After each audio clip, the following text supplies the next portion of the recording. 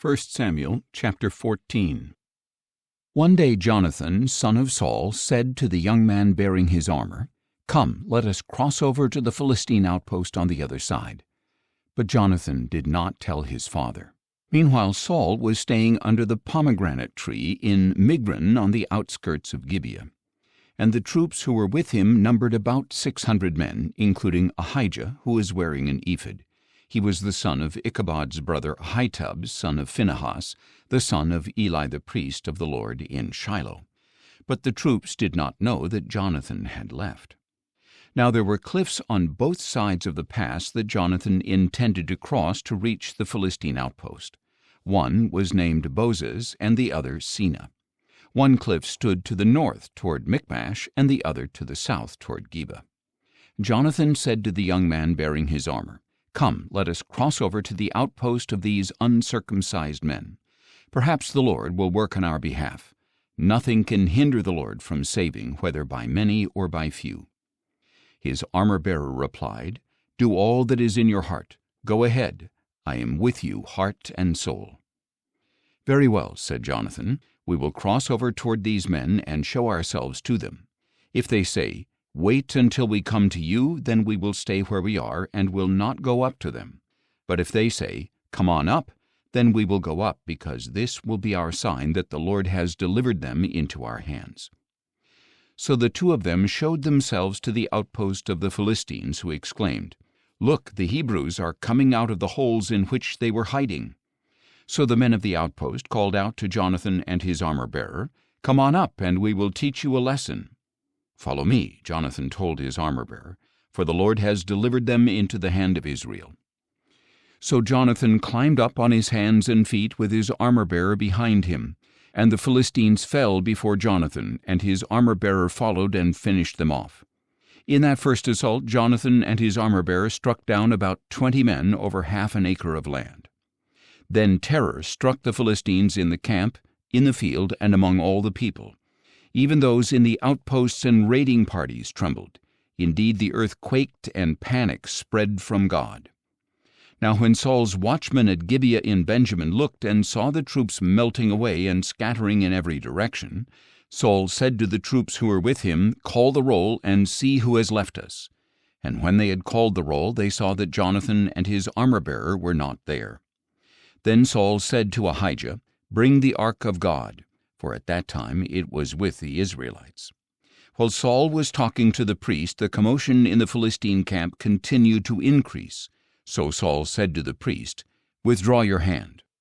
Then Saul and all his troops assembled and marched to the battle, and they found the Philistines in total confusion, with each man wielding the sword against his neighbor. And the Hebrews who had previously gone up into the surrounding camps of the Philistines now went over to the Israelites who were with Saul and Jonathan. When all the Israelites who had been hiding in the hill country of Ephraim heard that the Philistines were fleeing, they also joined Saul and Jonathan in the battle. So the Lord saved Israel that day, and the battle moved on beyond Beth-aven.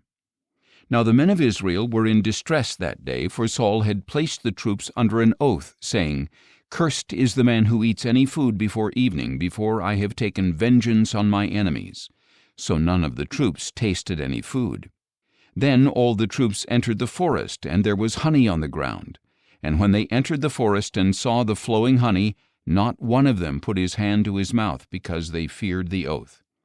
Jonathan, however, had not heard that his father had charged the people with the oath.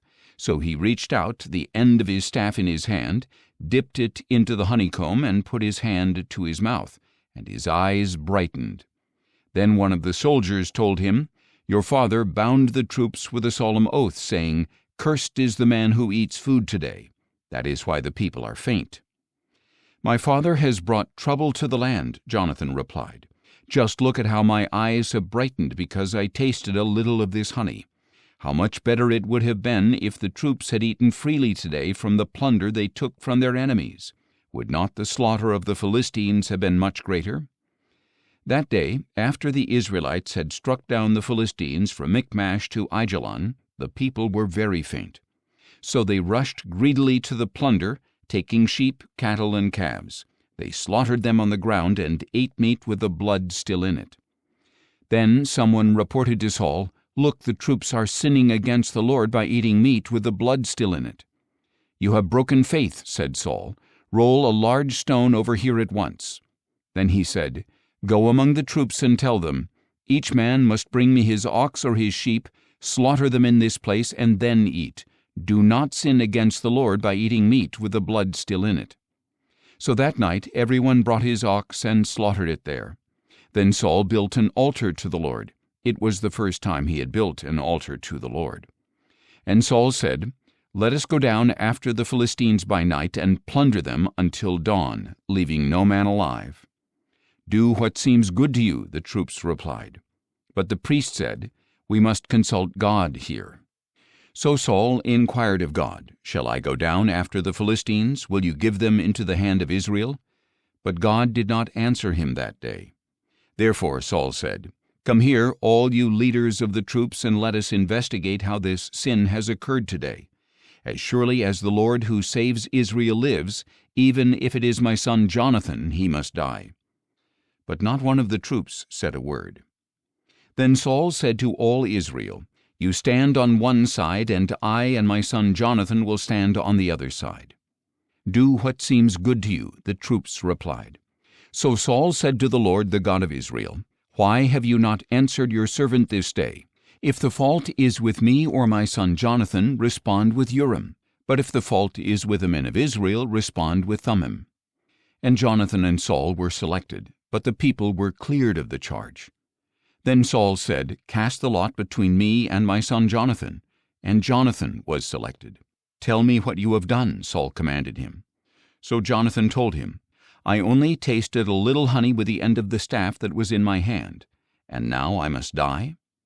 And Saul declared, "May God punish me and ever so severely if you, Jonathan, do not surely die." But the people said to Saul, "Must Jonathan die, he who accomplished such a great deliverance for Israel? Never! As surely as the Lord lives, not a hair of his head will fall to the ground, for with God's help he has accomplished this today." So the people rescued Jonathan, and he did not die. Then Saul gave up his pursuit of the Philistines, and the Philistines returned to their own land. After Saul had assumed the kingship over Israel, he fought against all his enemies on every side: the Moabites, the Ammonites, the Edomites, the kings of Zobah, and the Philistines. Wherever he turned, he routed them. He fought valiantly and defeated the Amalekites, delivering Israel from the hands of its plunderers. Now the sons of Saul were Jonathan, Ishvi, and Malchishua. His two daughters were named Merab, his firstborn, and Michal, his younger daughter. His wife's name was Ahinoam, daughter of Ahimaaz.